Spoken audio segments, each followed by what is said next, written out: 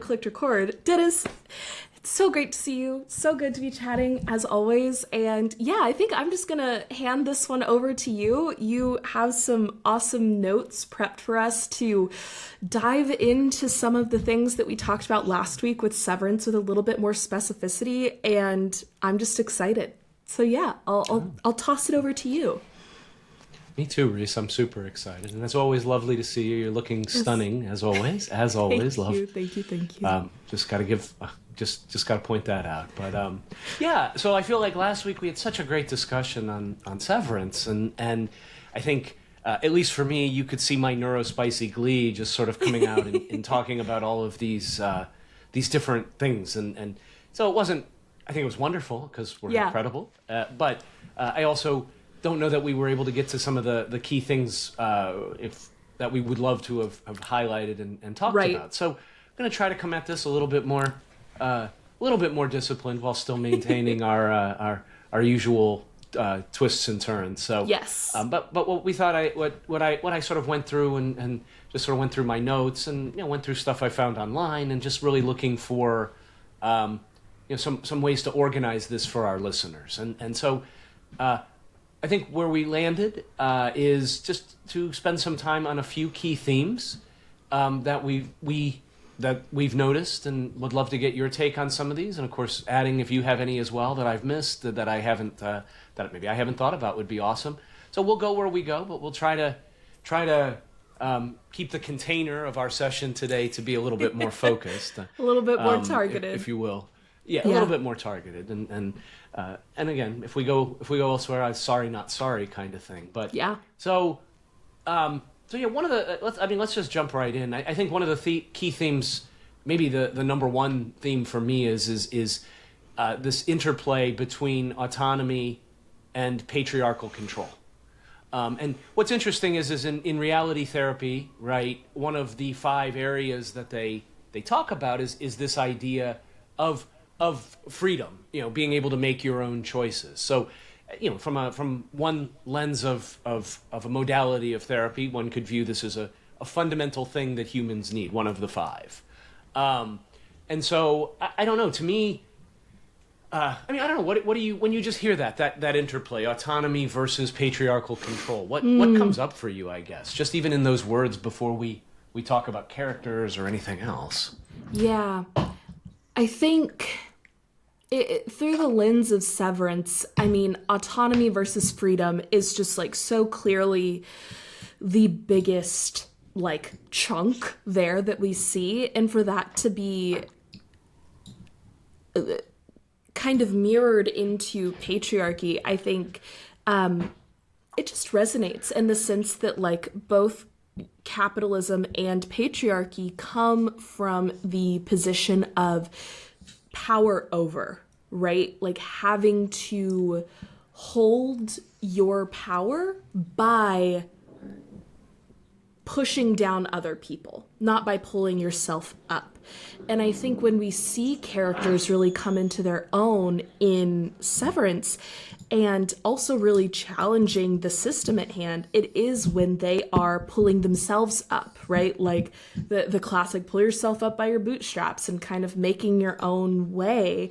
And the barriers that are placed that don't allow people to do that within the story is also really fascinating.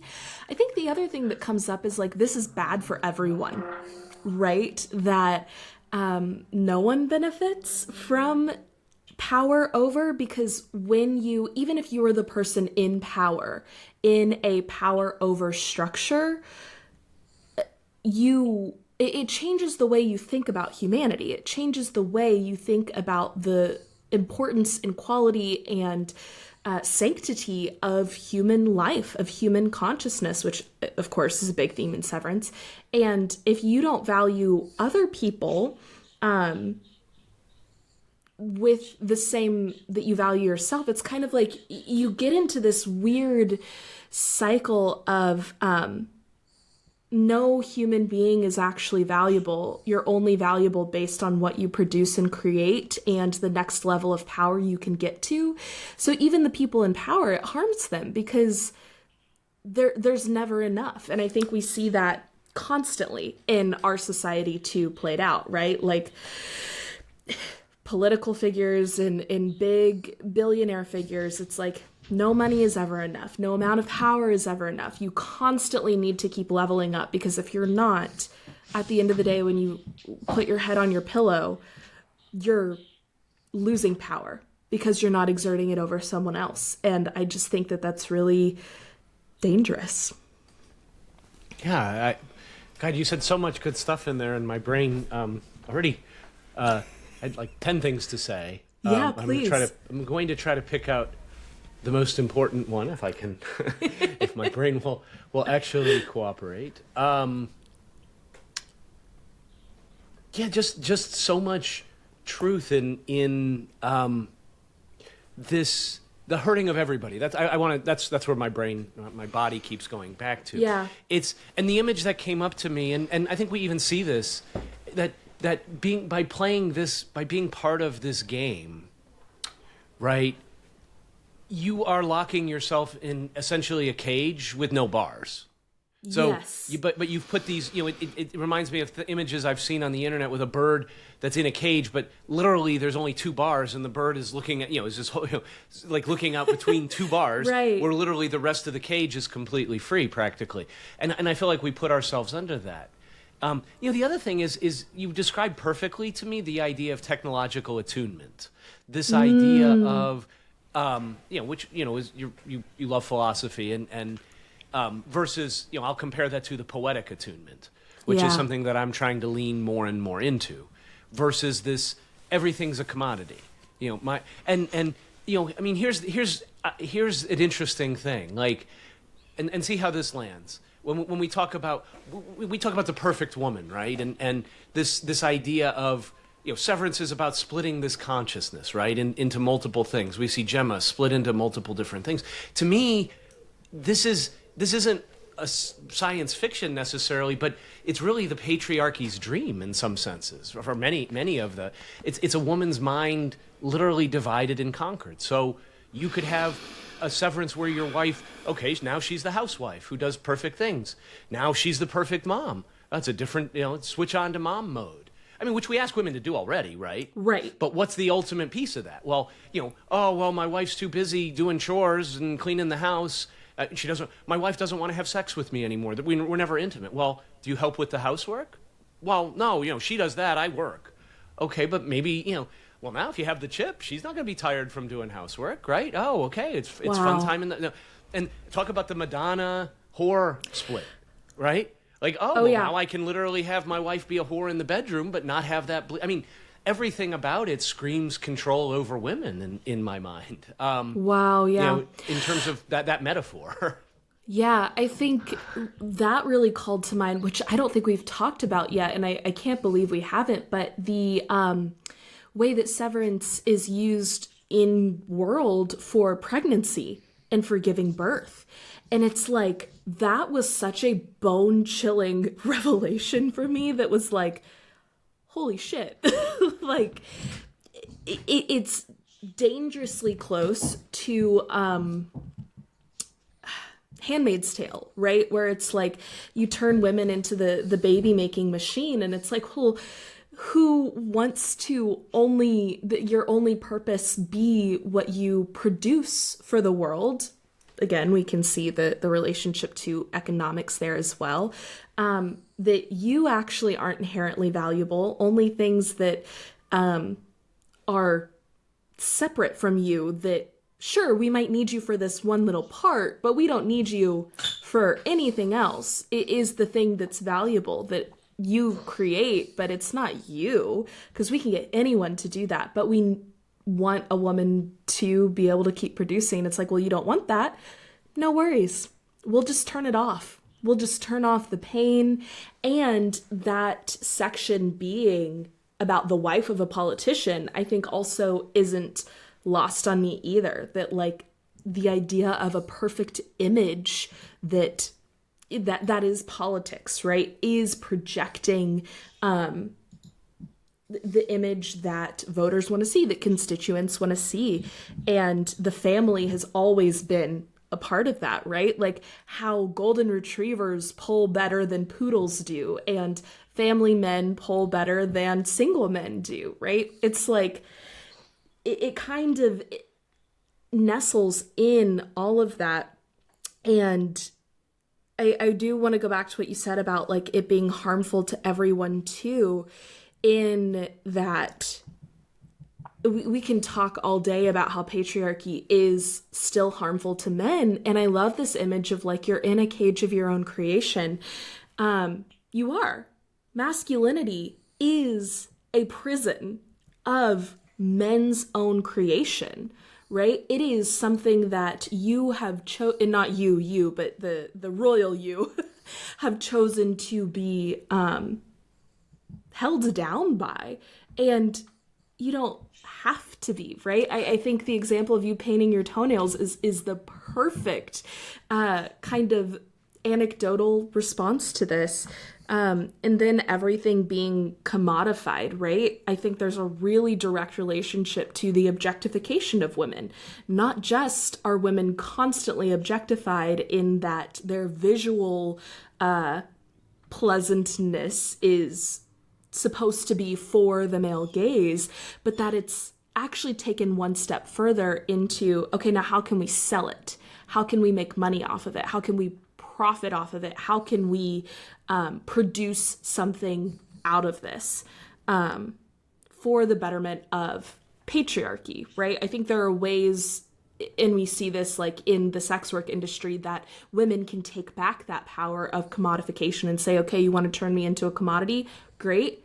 I'm going to own that power, and I'm going to own the like benefits and fruits of my labor.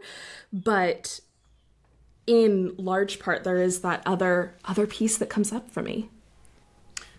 Yeah, it's interesting you mentioned sex worker, because I was thinking, so the severance procedure, right? Well, what if you want to be a sex worker, and so you decide to sever yourself, or I mean, so now there's two possibilities, right? Like let's say your pimp severs you, and so now you turn or if you choose to do it. So again, presumably Mark Scout was not forced to be severed. Now, Gemma, we don't know, right, whether she was forced to or whether she chose to do that willingly. But I guess the question is, does it matter? So, like, obviously the one is worse, right? I mean, it's immediately obvious to me that, hey, yeah, if my pimp forces me to do this, or it's done without my knowledge, sort of the old wake up in a bathtub with ice saying you need to get to a hospital, we took your kidney kind of thing, right. Like bathtub severance procedures, which, by the way, isn't much different than what Ragabi did anyway, as far as I can tell. Yeah, like a dirty ass basement with random ass medical machines, supposedly. Anyway. No, but I mean, I don't know. That poses an interesting question, though. What are the ethics here? Like, yeah, both feel icky, right? One feels more icky, if there's such a thing, but the other. So if one chooses to do that for themselves, like, okay, I want to go strip at a strip club, but I don't want to know any of this. So boom, I put on, I mean, we kind of do that metaphorically, right? They walk in and it's Jasmine, or and meanwhile your name is Sue. I don't know, and like we all kind of do that, right? This is just taking it to the next level. So I guess the question is that okay if you're doing it to yourself versus if somebody else is doing it to you? Yeah, and I think that at least to me, the main takeaway is no. From the show, right? That it's like, in this way, isn't every single innie waking up in a bathtub saying, get to a hospital, we took your kidneys? Isn't every single innie saying, like, yeah, you've been pimped out and you don't have control over it. This is just your life now because someone else got the say. And it's like, why was I not consulted? Of course, how would you consult with this person? But it's like, actually, I think that there would be a way to do that, right? And one thing we talked about last week was like, you don't have to treat the innies like dicks. Like, if there was a way to say, like, hey, you've just been born, this person who has historically had autonomy over this body, has decided to do this thing, but you get just as much say in it too. Kind of what Dylan's Audi did for Dylan's innie, right? At the end of season 2, where it's like, you get to choose. You get to choose this too. And of course that would be a long road, and it would completely like revolutionize the way that they think about innies. But it's like, to me, that's kind of the thesis of this, is like, where do you draw the line of someone's humanity? And one thing that kept coming up for me this last week after our conversation last week is a beautiful, beautiful quote from a friend of mine who did a podcast episode with me for Making Meaning. We were talking a lot about the social justice movements and how important that is. And she said, dehumanization anywhere is a threat to humanity everywhere. And I think that's absolutely what we see here, that like the dehumanization of the innies has this trickle-down effect into dehumanizing everyone, right? It's like, if you dehumanize any consciousness, any life, like however we want to describe selfhood within the confines of the show, it threatens the whole of everybody's humanity. Oh, you're right. I mean, you what's done to one of us is done to all of us in some very real senses. Whether or not you believe in non-duality or I mean, there's a lot of different places you could go philosophically, but what came to mind again, sort of one thing that came, I'm a big fan of Rick and Morty, the cartoon, and it just strikes me how the way Rick is towards all of the other Ricks and all of the other universes that he interacts with is very similar to how Mark Scout was dealing with his innie. They don't matter to him. It's just they don't even exist. And and I think it's a perfect analogy for what we do to ourselves even today. Like, we stuff down parts of us. I mean, that's all IFS. We talk about IFS sometimes. We all, there's parts of us, and yes, they're not. We don't see them as separate pieces of us. We don't see them as innies or outies. But we push them down in the same way we push down innies, because the I. What is the I? Do the innies have an I? Like, I don't, and that's an interesting, because they certainly were created by my I. If I made an innie, like, I created that innie in that sense. Yeah. So am I the creator? Does the creator have the right? What does the creator have the right to do once they've created creation? Like, on one hand, I say, okay, I'm an artist. I created a painting. If I want to set it on fire, over in the moonlight, I have the right to do that. Yeah. Like, at what? No, I mean, here's another question. If let's say I create an AI and it becomes sentient, by whatever metric you're going to use that, do I have the right to unplug it and destroy it at that point, or have I killed now? Because all of a sudden now I'm the creator of this thing, but it has its own life. It has its own, dare I say, consciousness. Right. Like, even if that creation or the life of the creation is suffering. And I think this, like, we could even zoom out to like a theological argument too, that's like a really big problem with religion is the problem of evil, right? It's like one of the quickest go-tos for like, why would an all-benevolent, omniscient God create us in a world that has any sort of suffering whatsoever? Why is it necessary? But it's like, even if we grant that, like, maybe it was on accident for whatever reason, take away omniscience and it was on accident. What is just in that way? Would it be just for God to go lights out and turn the world off because it's like, oh shit, I created something that is suffering and these beings are suffering? There's a quote, and I'm going to forget who said it, but it was a famous nihilist philosopher who said, if suffering is not the point of the human existence, then whoever created it did a really bad job. It's like, that seems to be a very common theme amongst the human experience. And so it's kind of like, but there is something that feels wrong about saying, well, then, yeah, God, that grants God the ability to turn lights off. It's like, well, no, we have the ability now. And that's exactly what Audi Mark wanted to do to any Mark. He was saying, your existence is horrible. You have all this suffering. You're in this prison. I'm so sorry. So we're going to go lights off. We're going to fix it. And Innie Mark is kind of like, well, hang on now. Just because from your point of view, you created this being that's suffering. Yeah, I have some suffering, but it's not all bad. We make it work. And there's something, yeah. Yeah, no. And again, even here, though, not only does Audi Mark say, yeah, we're going to turn lights off, but it's like, no, you need to turn the lights off. You know, shut off the lights before you leave the building and exit, you know. Lock the door behind you, you know. I mean, which is a whole new level of patriarchy control, right? Patriarchal control.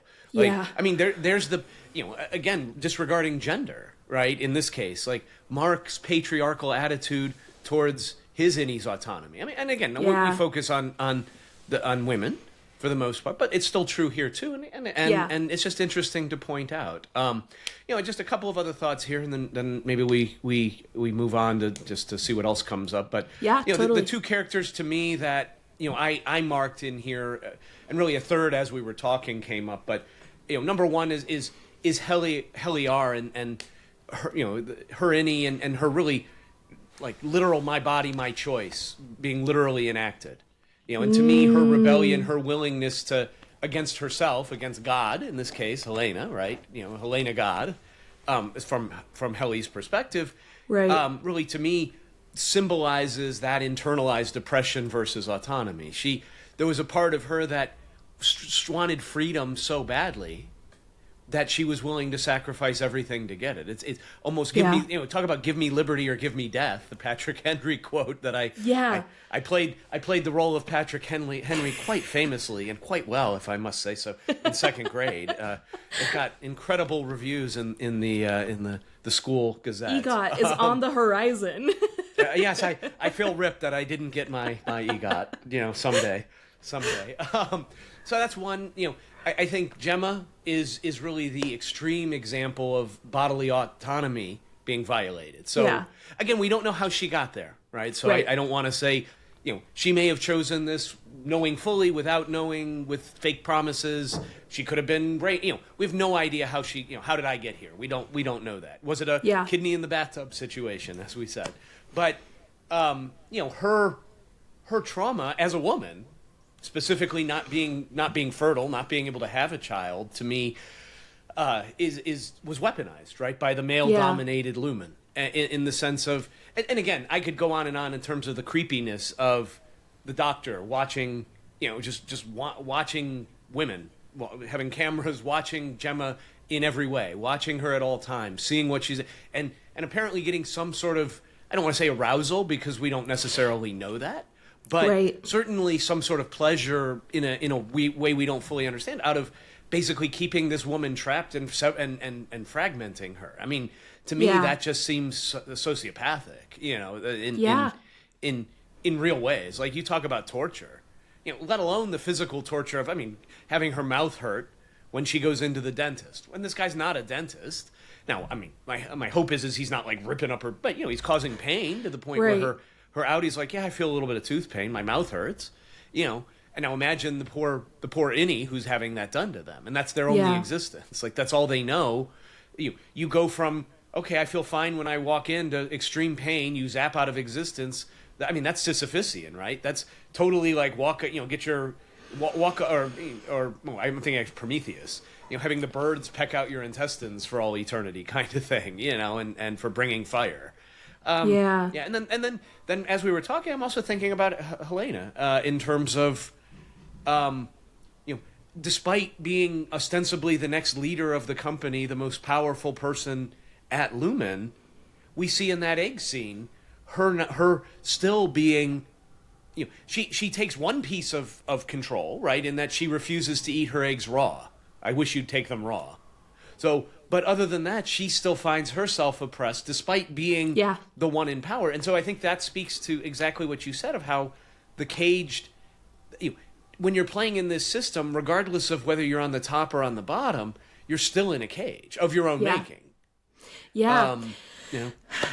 Absolutely. I really love this kind kind of analogy for the my body, my choice with Helena that you brought up in the beginning, I think that's really so apt.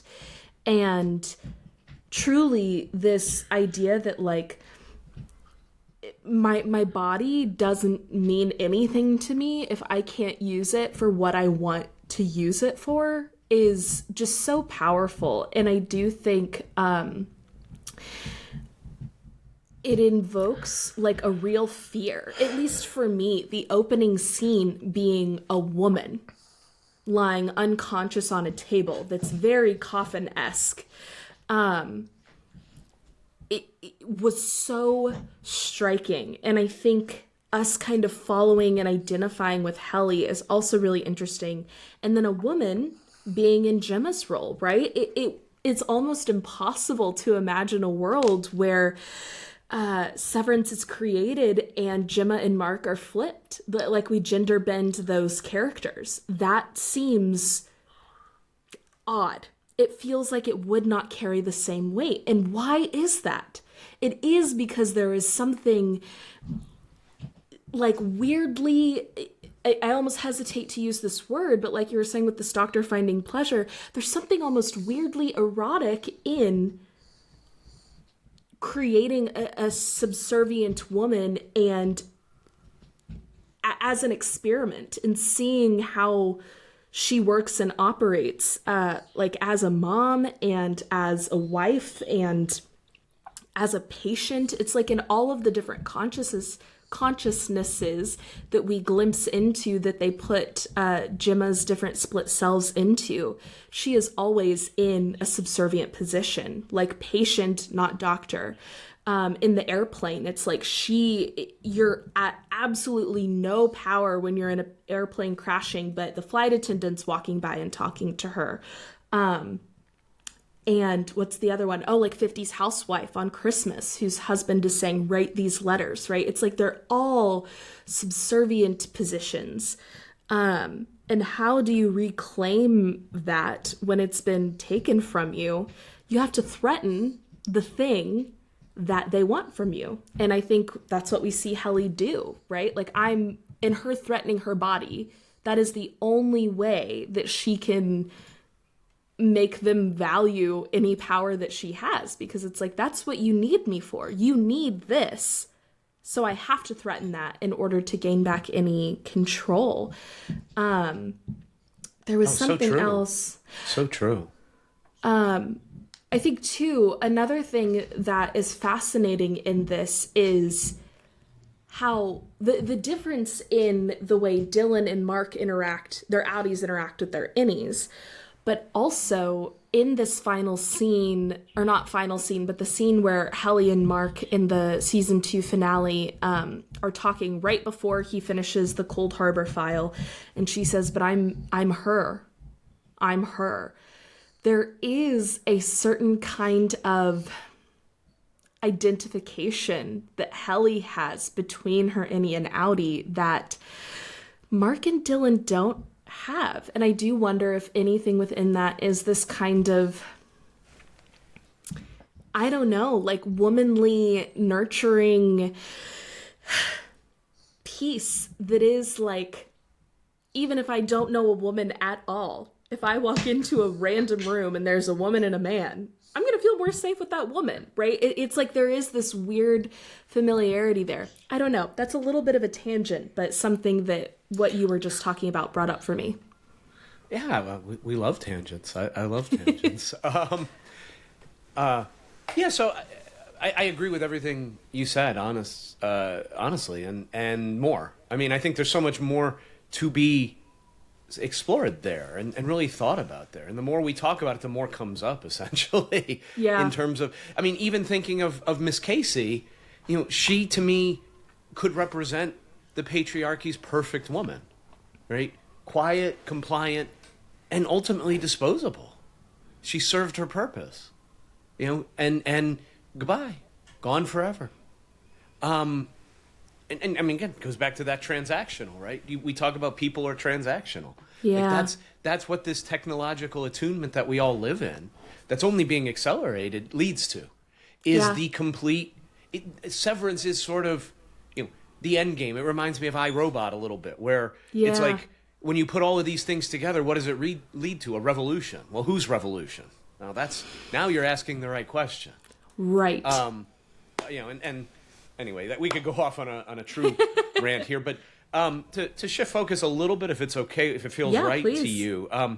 The second thing I noticed is this idea of, we talked about the patriarchy, the male patriarchy essentially, but I think there's also a little bit of the female patriarchy going on in the show, and complicity therein, in the sense of how, so for example, at least in the first season especially, obviously season 2 is a little different with Miss Cobell, but both Helena and Miss Cobell, I think, demonstrate how women often uphold the patriarchy, sometimes even against their own interests. So, as an example, Helena clearly is empowering Lumen's oppressive practices, even though she knows herself she's suffering under that. Yeah. The recording of that videotape of, almost how different. I mean, interplay that videotape at the beginning of season 2, where she's like, I inadvertently took some non-lumen, which was important, right? Had to be non-lumen skin salve, and it made me, it interacted with my alcoholic beverage, so I spouted off, basically. Which, which is a piece of humble pie, right? It's she hears her father call her fetid moppets, whatever, again, which we still don't even know of. But, so she's publicly empowering these oppressive practices, even though she suffers under it. Yeah. So, again, that's one example. And at least prior to, the middle of this season, where she sees the goon next to Helena and decides to bug out and go back to Salt's Neck or whatever, Miss Cobell, her fierce loyalty to Lumen reflects that internalized need for her patriarchal validation. Mm-hmm. She wants, and she was taught to do that. She was indoctrinated into that. Yeah. And again, how is that? So many people are, like push Lumen as like, Scientology and this, that, because that's an easy punching bag, right? Yeah. But how is it different than Christianity, man? Like, how is it different? I know there's a lot of Christians who watch Severance, and maybe they listen to our show. Great if they did. But ask yourself that question. How is it different? Yeah. I mean, praise Cohere, praise Jesus, praise, and goats it's ridiculous. A huge metaphor. Goats are a huge metaphor in the Bible. The Lumen Handbook sure looks like a King James version to me. It's like even the symbology. Exactly. So those are, I noticed that, and I'm just curious your take, and maybe if you noticed other characters as well, that so we have this the male hierarchy, the male patriarchy, but and this is something I've noticed, like, even, I don't really tend to watch, shows. I don't want to call them reality shows. I don't know what you would call them, but sort of the I know there's one show where, of a Mormon family, or an offshoot of Mormon family, that has like 5 wives or whatever the case is, and sort of shows their daily life and what it's like. And I'm not typically a fan of those shows. They generally move too slow for my brain. But, I have seen episodes, and one thing that comes up for me with respect to female patriarchy is inevitably there's a female patriarchy as well in that family. Like, no, it's not a commune, that I've ever noticed. And again, I'm not, if I'm wrong, readers, please point out a show where maybe, it's different, but there's always a hierarchy. And often the female patriarchy is every bit as rigid as the male hierarchy. I might argue. I don't know. Thoughts there, and I said a mouthful, so no, hopefully you had time to process. But yes, absolutely. I think that there's some really important stuff in there, because I think it's really easy when we're doing this work, at least as a woman, to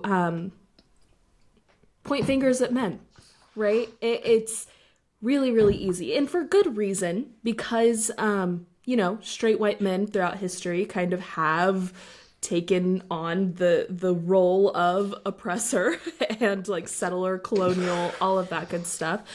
But I think it's important to be aware of the role that we all play in this narrative, that there are pieces of the puzzle that we kind of fulfill.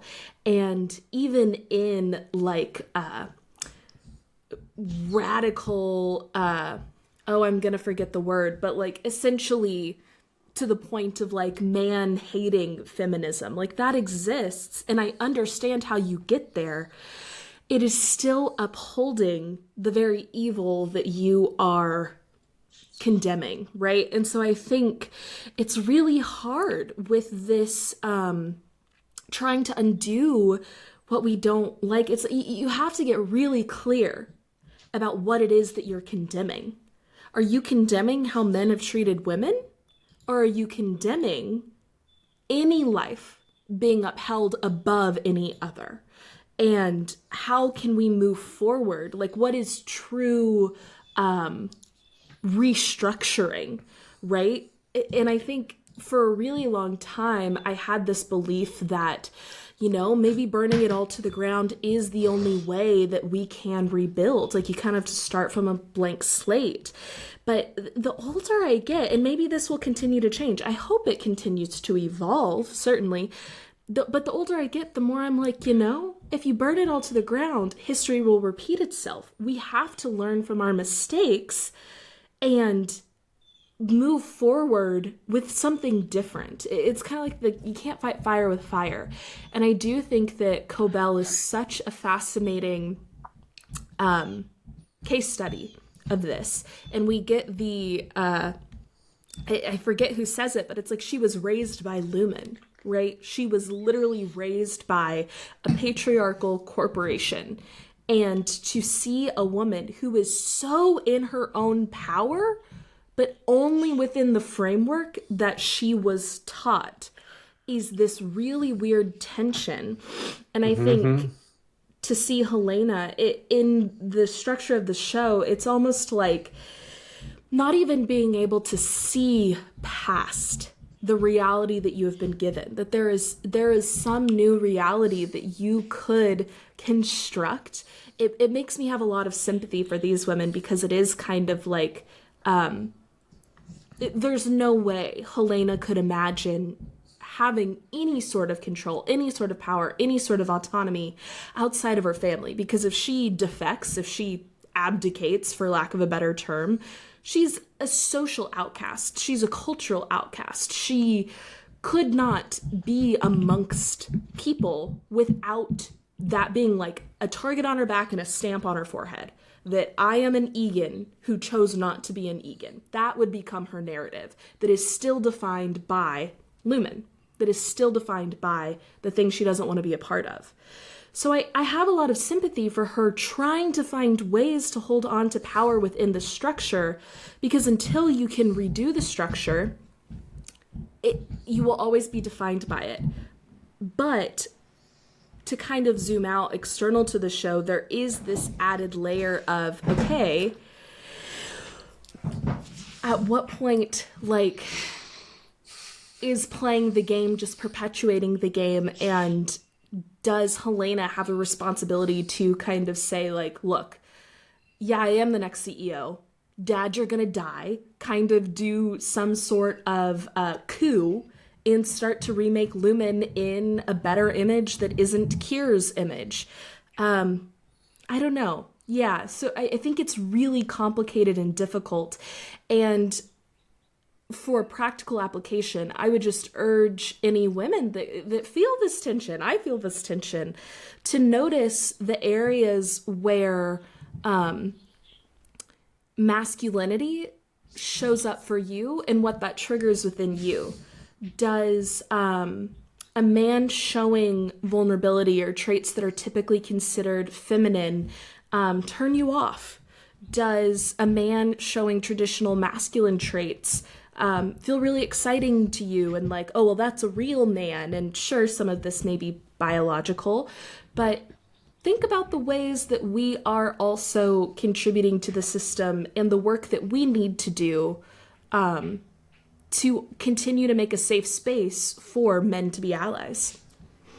Yeah, I think that's such a great point, because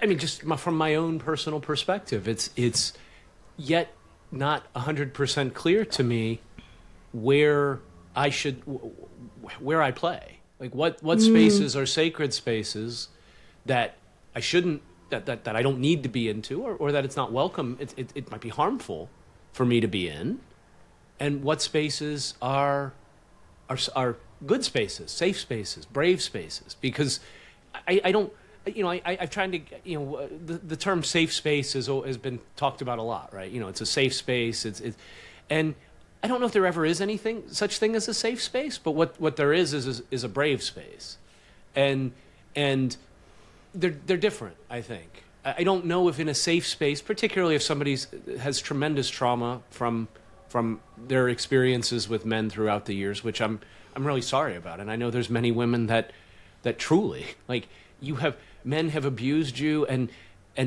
hurt you in every way imaginable, and I'm sorry, which is pathetic and does nothing, and so you might need safe space to process that, and having a man there, regardless of intent, and is harmful, and I respect that, but I think in brave spaces you do need men, and I think that's what we're trying to even create with this what we're doing here is a brave space to talk about things, and hopefully that leads to safety. But the safety comes from being brave and seeing that it's okay to be brave, and that it's okay to talk about these things, I don't know, like, that's what comes up for me there, and I it's think beautiful. that's really important, and I wonder if part of this is like listening on both sides, right? That I think your question of like, I still don't know where it is okay to play is such a poignant one, because my gut instinct is like, I don't know how to answer that. Even as a feminist myself, as someone who tries to be an activist, right? It's like, I don't know how I would answer that, except that, yeah, there are some split spaces that I do think are just for women and some spaces that are for both of us. But how do we go about navigating that? I think some of that is on men to really listen to women and hear strongly, like, if a woman says, no, this is just for us, like, hear that and process it. But there's also the onus of women to say, be clear about that, right? Like, no, this is for us. This is where we can do this work together. And to also listen to, I don't want to say the good ones, but listen intently and with attention to be able to understand, okay, this is a time where I need to step into bravery, or this is a time where I need to set the boundary to create safety, and like listen to that request too. Because in listening to your question of, I don't know where to play, I'm like, I bet a lot of men feel that way. And I want that to be clear. And I don't think it can be super clear, but it should be able to be a conversation that we can have openly, while acknowledging, like, yeah, I feel a little weird right now saying that, like, in feminist work I need to listen to men. It's like that feels odd for me to say, and yet it's like I want to hold the tension of that, because I still think it's true and important. And of course, like, yeah, men need to listen to women, but also, like, we're also asking men to speak up and call men out and do this other work too to support. So it's like, yeah, just holding that tension. So that really hit me, Dennis. Yeah, it's a tough, I mean, it's a question I wrestle with, even as I think about what I want to create, and I know who I want to help. I know who my calling is for. I know a population, I mean, there's many populations, but the population I'm most drawn to and feel called to needs men like me, like needs it desperately.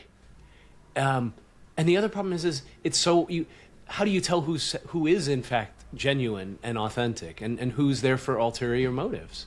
And I think that's an energetic thing.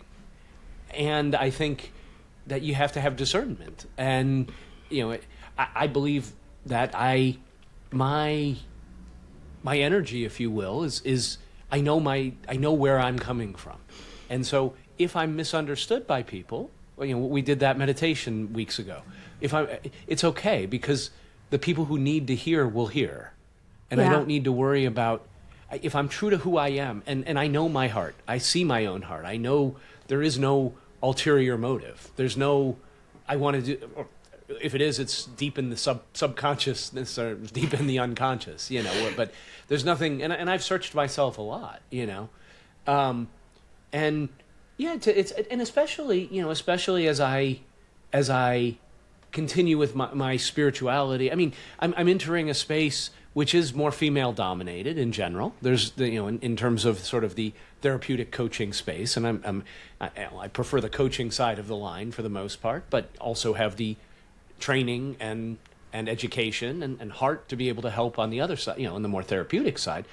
So I know where my heart is, and I know that I'm good, that I help people because I see it in the folks I work with today. I see the changes, like literal changes that, now would a female therapist have had the same impact? Possibly. Would it have been in the exact same way? No, because that's impossible because of the unique relationship created. And that would be true of any other therapist that saw a client. Right. It's not just, male versus female, but the experience would be very, very different. And not better or not worse, just different. Well, and there's space for both, right? It's like it serves a spectrum of things. It does, yeah. And yeah, I'd love the listeners' thoughts. Like what is honestly, because I don't know. I mean, I ask people, and I judge. I read the room. I read I read my feelings. How do I feel? And see if I feel comfortable or not. And in places where I don't feel, you can feel the energy of where you're welcome in some senses and where you're not. And I don't ever want to be someplace where I'm not welcome. Right. And because I don't need to force myself anywhere. And I think that's the problem. A lot of men who maybe try to force themselves in places that they aren't necessarily ready to be received, I think do so out of a sense of ego or, male entitlement and mansplaining, and I know how to do this better, and you need me here, and yeah, I get that. That's that toxic masculine part of society that we've all adjusted to, and we've all fallen victim to, I guess, in terms of how we see ourselves and how we see the world. So yeah, I think that's important to hold. And I know we've talked about it a lot in terms of like framing and working through this podcast and our intentions for it together, but I would similarly love to hear listeners' thoughts on that. And the same way that like you listen to like the energy of when this isn't a place for me to do this work and where is the place and time for me to do this work, I think that's just as much like my role to do as well, to communicate that when it is and isn't, and to maybe even ground it back into Severance. One thing that I think is really fascinating is how Mark and Helly's relationship evolves in season 1. And Mark is, technically her boss, and yet Helly has so much more like agency than he does in that. And we really see her challenge him, and her coming in is really what makes Mark start to question everything. And I think that that's such a beautiful thing, that it's like Helly's, Lilith's side is the thing that allows Mark to kind of embrace his shadowiness. But at the same time, like, they end up in a relationship with one another, and it's fascinating the power dynamics that are there. And I think that just Mark's deference to her and clear respect for her is something that I always found really, really cool about their relationship. And one thing that I'm like, I always think about is how in the very beginning he went to the break room for her, even when pre-relationship, pre any sort of like fondness, really, it was still this responsibility that Mark felt to, she doesn't know this, I'm still going to take this one on the chin because it is my responsibility as a leader. Like, this is my job. And I don't want anyone to go through that. And that was almost the thing that endeared Helly towards Mark too. That it's like, there are really good things about leadership as well. And there is that, and women and men can do that, right? But like the traditionally masculine energy of protection that we see in Mark there is really divine and really beautiful. It was done to me, at least in watching it, it was done without any expectation of anything. So there was no, that I could detect, ulterior motive to your point. It wasn't like, let me do this to curry favor with Helly and, maybe we can knock boots kind of thing. Yeah. Like, and that's the other thing I just want to point out. Like, so these innies are all compared to be adolescents, right? Like, how are relationships like not a thing? Like, high school, like, come on. Like, but now you got adults in adult bodies. Like, all they're doing is having sex all the time, everywhere they can. Like, I don't care what anybody says. I mean, let's be real here. Like, if there's not cameras everywhere, like, I mean, forget about even sex with other people. Like, I can't speak for women on this, and I don't mean to, but every single guy is using the bathroom for other purposes. It is not. That's so funny. There's not just number one and number two, because, basically you have adolescent, full-grown men standing around. I mean, like, yeah, come on. I mean, we don't talk about that side, but, Yeah. No, that's so funny because that had not even occurred to me. And it is something that in like Mark and Helly being like what? Helly's like a few months old, Mark's like 2 years old. That when they did have sex, and also the female empowerment of after Helly learns that Mark was tricked by Helena and they ended up having sex during the Ortbo. Helly goes back and is like, the reason why I'm mad is that she took that away from me. Yeah. And I want my own experience. And then would you want that too? Oh, it's just so like pure in that, it's such a beautiful interaction. But like the empowerment of her to own that, I was like, lovely. But there was a piece of me that was like, is this weird? Like, at what point do the ethics of like minors get involved? Like, and that's just a whole other can of worms. And one thing, that to piggyback off of that from a sidebar perspective. So, on that great big painting in the end in the finale, the him finishing Cold Harbor, all of that, and I think generally from what I've read and what I saw and what makes sense to me, all of the figures there are individuals Mark S. has interacted with in some way. Like, so, pretty much everyone in the painting was somebody that Mark S., the Innie character, had worked with. And again, of course, you have all the CEOs on the top of the cliff or whatever. Sure. But one thing that was interesting is the four Tempers were there as well from the Waffle Party, which suggests to me that Innie Mark was not, in fact, a virgin his first time with Helly R., but had been at the Waffle Party. And, Dylan managed to,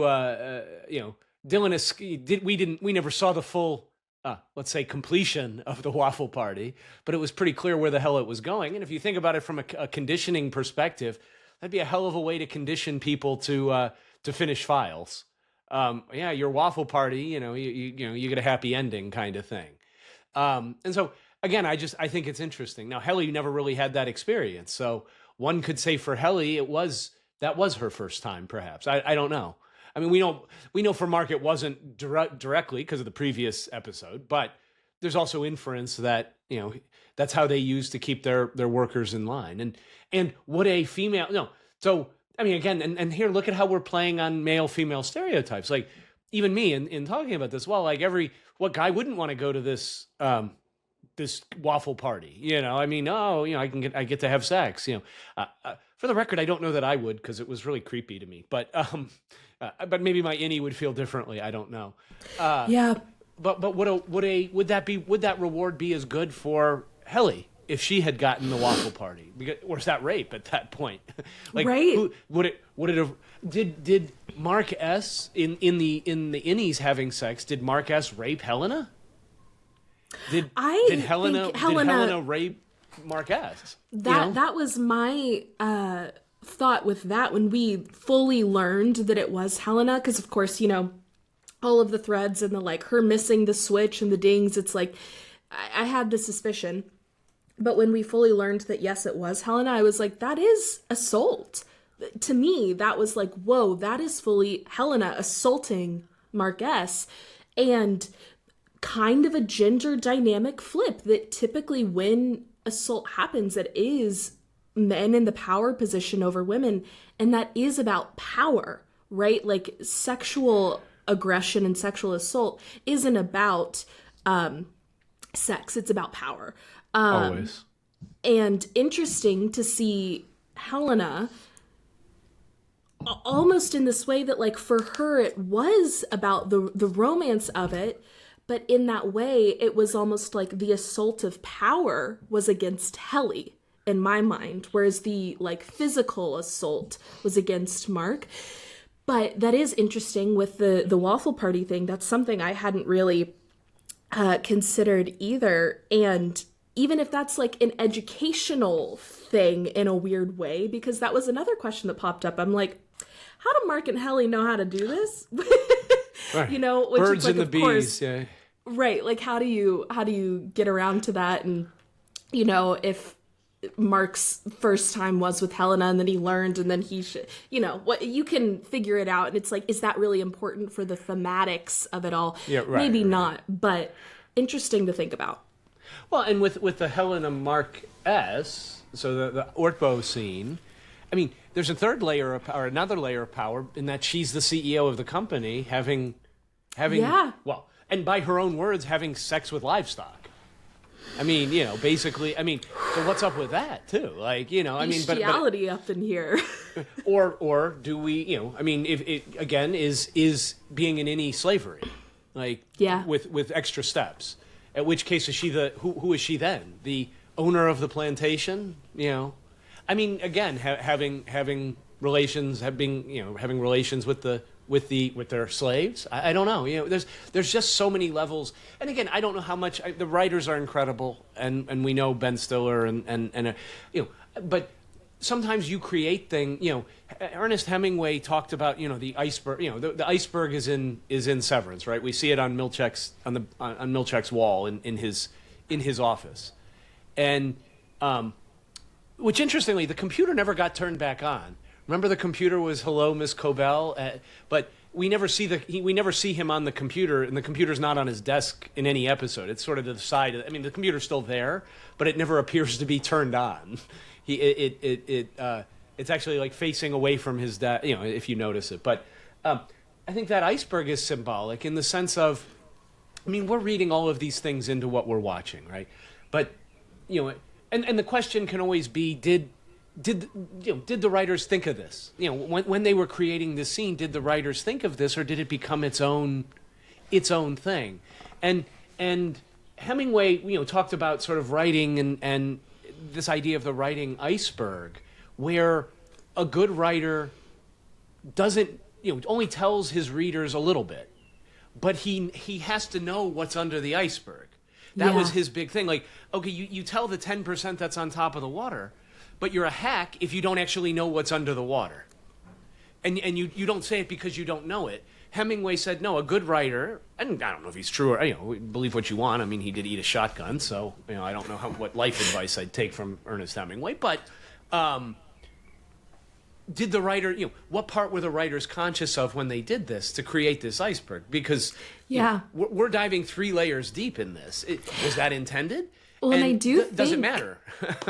Either the writer or Ben Stiller, one of the creators, did come out in an interview and say, like, there's a lot of stuff that's being pieced together that is just, like, kind of on accident. Like, sure, there's a lot that we did do, but some of this is on accident. And I think Dan Erickson, the writer, said that the goats in season 1 actually was just a random thing. That they were like, we kind of want to do something weird, that's just so odd and oddball, and then they kind of retrofitted to make it work since it was something that so many people latched onto.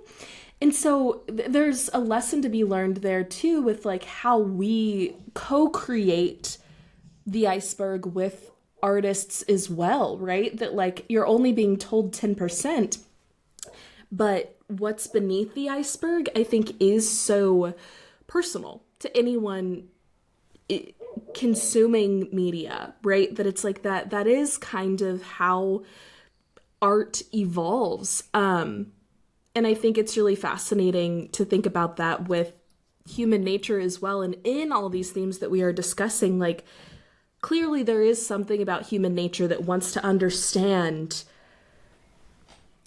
autonomy, that wants to understand freedom and liberation and the identity of self and the boundaries on these things. And clearly, with the obsession that so many of us now have with this show, there is a universal feeling of like wanting to overcome a feeling of powerlessness. Like that, it feels really universal to me. No, I agree. Interesting. So I guess another theme that maybe probably the last theme we'll have time to Sure. really talk to, but I think it's because I think a couple of the other ones I had that I had jotted down were sort of the exploitation of female identity in terms of Miss Wang showing this exploitation of youthful innocence, and we didn't really talk too much about her because she is sort of a minor character. But we still see this idea of grooming there, right? They're grooming. Right. They're grooming. I mean, to me, that came out there. This grooming procedure of well, and what that teaches Milchek us, yes, and teaches us about Cobell too. Exactly how she, and it creates more understanding of who she is and why she's there, and of course, Gemma having multiple innies. Again, I think I brought that up earlier in terms of is that not having how is that different from being the mom, from being the CEO, boss babe, the PTA mom, the housekeeper, the sexual demon in bed, all of these different roles that women are expected to play, and it really just sort of and for men, I don't know how many fragments of men, I hadn't even really thought about it, but from a male perspective, okay, you might fragment yourself into work and home, but I don't think you would fragment. Like, I don't think a man would ever think to fragment himself into multiple pieces aside from maybe work and home. Whereas immediately it's readily obvious all these different places where women would be more. I mean, to me, I don't know. I don't even know if I didn't even think of this. But what do you? Does that even land? Does that track? Totally does for me. And the interesting thing is, I was listening to some podcast last night that was talking about the work of self-love oftentimes is doing away with these like fractal images of self and realizing that it's okay to be all of who you are in all of these different areas of your life. And for me, it's like I didn't even really consider that people don't think about that. Don't think about how they have to show up as different people in different avenues. Because to me, it's like there's like 25 people I feel like I am in a day. And the idea that someone may not feel that pressure to kind of code switch is fascinating. Yeah, it's fascinating too for me from my identity as being autistic, being neurospicy, and almost deconstructing that. It's funny. I shared a good friend of mine that I had done training with, who works with neurodivergent clients, is an incredible therapist, IFS therapist, just incredible. And we catch up occasionally, and had the opportunity to speak with her the other day. We hadn't talked in over a year, just life and busy, and prior to us talking, I hadn't been diagnosed officially with being autistic or with autism, and it wasn't even on my radar. I knew I was neurodivergent, but I thought it was just ADHD, that sort of thing. And being autistic never crossed my mind. And and I had spent quite a time with this friend of mine in our training, and we really had a nice connection. Like, we got each other really well. And again, I don't connect with that many people. Like most people, I kind of bounce off. They bounce off of me a little bit. And one of the things with my human design, and yours as well, because we're both generators. I'm a manifesting generator, but it's kind of like the way I've had it explained to me, and the way I sort of conceptualize is having these little tentacles that are just constantly going out and tasting, almost like, think of a snake's tongue, like testing the environment. And we just constantly, that's what generators and manifesting generators are kind of doing at all times. And so when people of like energy, I guess, find each other, their energy tentacles, if you will, kind of mesh and work. And for most people, I think I feel around and it bounces off. Like, it forms a shield. No, this isn't right. And with this individual, we did click. Anyway, long story short, we're talking, and I was just sharing sort of my experience. Oh, my daughter said take this test, and I did, and test for neurodivergence, and when she took it, it was like, oh, you have a little bit. When I took it, it was like, oh yeah, you're off the charts. Go see some. You might want to get that checked out, kind of thing. Right. Which is, and so I'm sharing this experience. How then I took more tests and got more positive. Yeah, you're definitely autistic, dude, sort of thing. And then at the end of it all, she was smiling the whole time, and she was very happy for me. And then she goes, like, what took you so long to figure it out? Is kind of what she said. And she said, all due respect, and of course, right, we know love, each other, yeah. So with love, but she was basically like, yeah, I don't, I didn't say anything because it's not my place to say, which I get, because I see clients who I know are autistic, and until they're ready to hear it, there's no point in bringing it up, or at least labeling anyone with that. Right. No. The more I can work with somebody and say, hey, yeah, you might be neurodivergent, sort of step the toe in there, and then we open up the conversation. But yeah, I don't even know why my brain went there. I'm sure in listening back, it'll. Oh, but just this idea of my identity, this idea of wearing different masks, right? Yeah. Like so I think in my years of masking, I struggled so much and had a real long period of burnout. I mean, really, if I look back, probably 4 years of true autistic burnout. And the reason is because in all this masking, the I that was underneath the mask somehow got lost by me. And because I had all these different masks that I would wear based on the energy coming at me, based on the situation. And at some point, I lost the I underneath that. And became more, there was no gestalt anymore.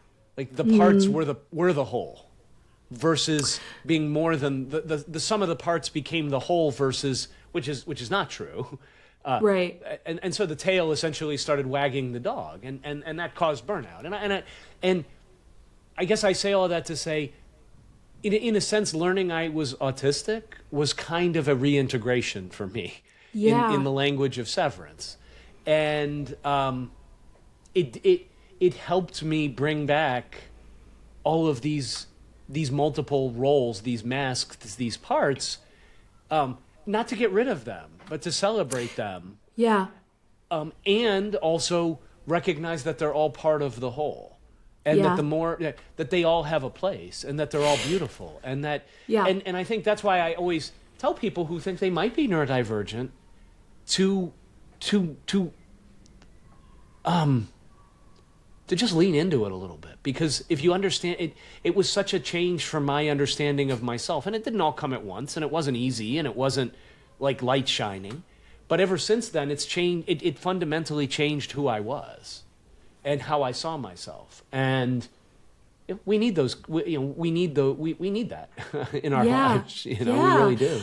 Well, and I think one thing, maybe in the first episode that we did, that really struck me, that we kind of talked about, was how your experience as a neurospicy individual, whether that be oppression, suppression, difference that isn't like societally accepted, any sort of kind of language we want to tack on that, allows this avenue for you to understand the experience of womanhood better, the same way I had kind of said that being a woman allowed me to understand, or at least to listen to like people of color or queer people that have this other form of, again, suppression, oppression, difference, however you want to couch it. And so it's interesting to look at that through this new avenue that not only is that a way that you understand and maybe are drawn to helping women because of that, like, oppression, suppression piece, but also this mask work, right? That, like, masking is so innately feminine, but also wildly a part of the neurodivergent experience, right? And it's like that really is in the Venn diagram of womanhood and neurodiversity, like masking sits squarely in the center. Yeah, no, it does, and I think it does offer me an analogy in my own mind to understand the experience of somebody who has to put on the happy mom face, or has to, or even just going into work, being a woman, right? Like, how do you navigate the workspace, and how do you, I mean, again, how do you be assertive without coming across in a way that's going to get you, that's going to get a mark on your name?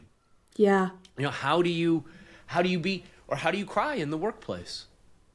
How do you cry in the workplace? Like, what's wrong with crying in the workplace? But yet I know, I mean, in my time in corporate America, I had employees who were knocked against we would do rating meetings, and oh, well, she cried, she's emotionally unstable because she cried a couple of times when she was having a tough day. Like, yeah. I don't want to, that's a place I don't really want to work at. Like, right. Now, ideally, there's not and the worst part is a lot of times it was something that happened at work. Like, hey, if your grandma died, like, yeah, there's a reason why you might be crying. Somehow that's acceptable. But to cry because somebody was angry at you and made you feel small and belittled, or hurt hurt you in some way, that's a normal human thing. And again, so that's what Severance tries to do away with, right? Is having that normal human reaction to mistreatment. Oh my goodness. Absolutely. My gut reaction when you said, how do you cry in the workplace? I was like, you don't. You can't. Because you are an unstable emotional woman who's likely on her period. But even further than that, which of course, whole other can of worms too. But the other thing within that's like, that's a normal human experience. And like, why shouldn't tears be a part of that? There is so many times, I'm a very tearful person, and not that I'm a very sad person. I just cry very easily with happy things, sad things. If I ever experience an extreme, tears come. And that's something I've grown to really love about myself, is that is so there for me, and that I enjoy feeling very deeply. It's probably the actor in me, but there are so many interactions that I've had where I'll be talking to someone and I'm like, and I didn't even cry. And that's like a badge of honor that I slap on myself, that it's like, yep, I had this really hard conversation and I didn't even cry. And it's like, in some ways, yes, I understand that, because it's like you do want to be able to like stand up for yourself without that feeling like a very extreme thing that should be a normal thing. But also it's like, why am I proud of not crying? Thing for me to explore. Yeah. Well, it's just so interesting that you say that, because I spent most of my life, and still do, somatically trying to understand my body. And there's been, it's certainly possible that so much has been repressed somatically. Like, my nervous system is such that it doesn't. So I go through most of my life without feeling things strongly. Although more recently, and certainly as I've been doing more and more of the work, which is why I know it works, I'm better able to feel more. And now I do, I cry much more frequently. I get emotional much more frequently. And I love it. and so my view is almost the opposite. It's like, wow, I thought about this and I actually cried, or I got emotional, or I felt, and more and more it's happening. I'm feeling it more and more. This emotion, this powerful emotion that does cause me to cry, and it's not sadness. So I understand what you mean. At least for me, it's not. Right. It's not grief. It's not sadness. It's not. But it's how I view it from a human design perspective, or is that's my way of letting me know that I'm on the right track. If I feel something, if I feel such strong emotion about something, like I had mentioned earlier, like, okay, I'm working on Substacks. What do I want? You know, there's my ADHD mind says there's 10,000 things we could write about. Let's do them all. Right. And I could. I mean, I could have 15 Substacks, but that wouldn't, I don't want to do, and that's what I would try to do perhaps in the past. And what would happen is I'd set up 3 or 4 of them in a hyper-focused state, maybe, and I'd write 1 or 2 articles for each of them, and then it would be like, oh, all right, I'm done.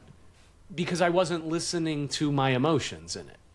And I'm doing it differently this time, where it's going to take as long as it takes. And even saying that, I feel parts of me saying, come on, dude, we got, like, because right after this, I'm going to work on this a little bit. Like, come on, dude, we got to get going. Like, but yeah, I can feel that emotional authority. Yeah. And so I know when I get emotional about something, that's real for me. Like, that's not cerebral. And that's where I've lived so long, is in my head. Yeah, it's embodied. It's embodied, and that's where the truth comes from. And the more, and so part of my own journey, if you will, is to listen more and more to the body, because the body knows more than the brain does. For me, especially, given my human design. So yeah, I think. Yeah, it's wild. I mean, it is areas for exploration, right? It's amazing how much intersectionality is here between neurodivergence, between the divine feminine and divine masculine, between empowerment, in between power and freedom, and what all of that means. And again, kudos to the creators for both creating a container, really, because this show to me is I think of life as containers, right? Our podcast, our time together is a container wherein we discuss certain things. And Severance to me is a container that allows us, that we can discuss things in. We're discussing things in the framework of this container. But, kudos to the writers and all of the creative people involved in this to create such a vibrant container that allows and affords so much more discussion, so many different places we could go. And what I said earlier about again, I'm forgetting who said this, but someone coming forward and saying people are piecing together things that are just like on accident. I do not think that's a flaw of the show at all. I think that's part of the beauty and vibrance and abundance of everything to explore here, is that when you are doing something from this embodied, authentic is such a weird word, but like authentic space, inherently people are going to pick up on things and see things that resonate because of how it mirrors them, right? And I think that's a strength in my favorite works of art, right? Is that it does that for people. Absolutely. Well, I think that's a pretty good place for us to call it a day. Absolutely. Amazing where we went. I love this because it's part herding cats, but also, part, part finding, buried treasure. I don't know. Yeah. When we go where we, I like having a structure, a framework. But I also like our ability to it reminds me of the quote of like, you have to learn the rules in order to know when to break them, essentially. Yep. And so I kind of view we need to have some structure sometimes to know when to break that structure, essentially, because it's totally. I think the power is when you break the structure. But having the structure affords you the ability to actually break it. So great. Good stuff. I know you said there was one more theme we didn't quite get to. I was thinking maybe just throw it out there as a comments prompt if anyone had thoughts on this last theme. Even though we're not able to chat. Yeah. Yeah, it's a great idea. And for me, the last theme was just the rebellion and solidarity, I'll call it, in terms of the collective struggle. And that, Helly's rebellion really, she's not only fighting for herself, but she's fighting for herself and all of the innies as well. And I contrast that a little bit with Marquez, who, honestly, I'm not sure how much of his fight is for the innies and how much of his fight is for himself in the woman that he loves. And really, it's kind of, I whatever any means necessary. And I wonder if somehow he had been given the opportunity to exist with Helly in his own space, would he have sacrificed all the other innies? I don't know that Helly would have. I suspect she wouldn't have. But would Marquez have? I don't know. But the other thing I want to notice is just the solidarity. Really, everything that changes, all of the events, particularly in season 2, are really brought about and precipitated by the women of the show. They are the ones who are moving things along. Like, Devin is the one who thinks of the cabin. Gabi is the one who moves Mark into reintegration. Cobell is the one who clearly held the power in season 1 in terms of running the ship, and was required in order to get into the cabin in the first place, was required for the knowledge.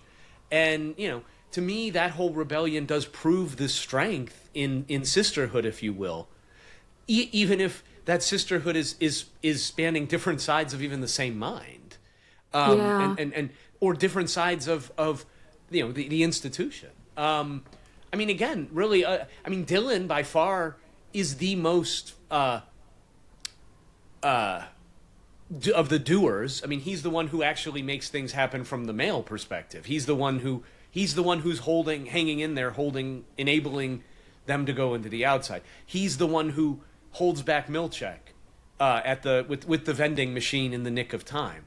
And so so again, I think there's an interesting juxtaposition there between resistance, and I think it's apt for our time in the political situation that we find ourselves. How can we use this as a way to see how this collective resistance can empower us against isolation and oppression? Because the only way, I'm just reminded of the movie Norma Ray, which is totally dating me because I think I saw it in middle school, where she just holds up the sign that says union, and the power in that, and those are the voices we need. Is this collective resistance? Which I think themes nicely with what we're talking about here. So, absolutely. For all the listeners, would love to hear any thoughts you have. Love those thoughts. I think some other quick things, maybe just to reflect on the fact that Dylan is the one at the end, kind of with the marching band. And do they say "fuck you, Mr. Milchek"? I think is that for the last line. Yep. Beautiful. And he is also a person of color and plus sized, which is fascinating to think about in terms of this masking and code switching. The unity that Divine Feminine does seem to bring. There is absolutely something in that. So yes, any and all thoughts, we would love to have those in the comments about this last theme that we kind of chatted about, and anything else, of course, that we talked about.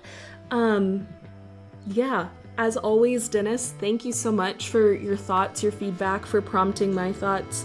And thank you to our listeners for being a part of our meaning, for being something that we get to come to do this work that we care about. Wonderful. Goodbye, everyone. We'll see you next week. Yes, we'll see you next week. Bow Down is a weekly podcast from the Cohere Collective that explores esoteric and empowered feminism. Please subscribe to Bow Down wherever you may be listening. And if you enjoyed the episode, please leave us a like, a 5-star rating, and a review.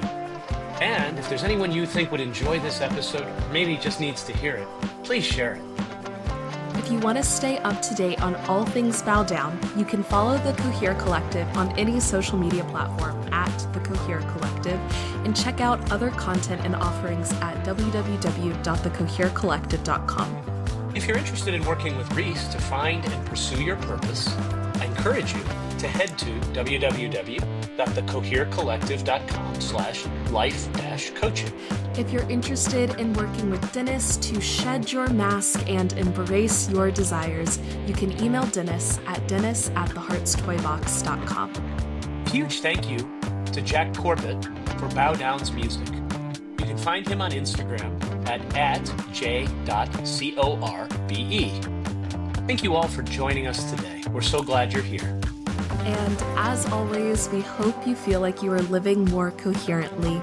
And until next time, love.